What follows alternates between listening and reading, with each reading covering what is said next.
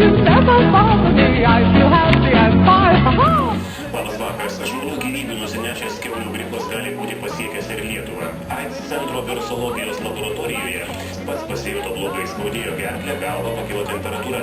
Vakar jis kreipėsi į AIDS centro virusologijos laboratoriją, ten paimti mėginiai. Šiuo metu ligonis jaučiasi gerai, bet gydytojų konsiliumas rekomendavo jį stebėti ligoninėje.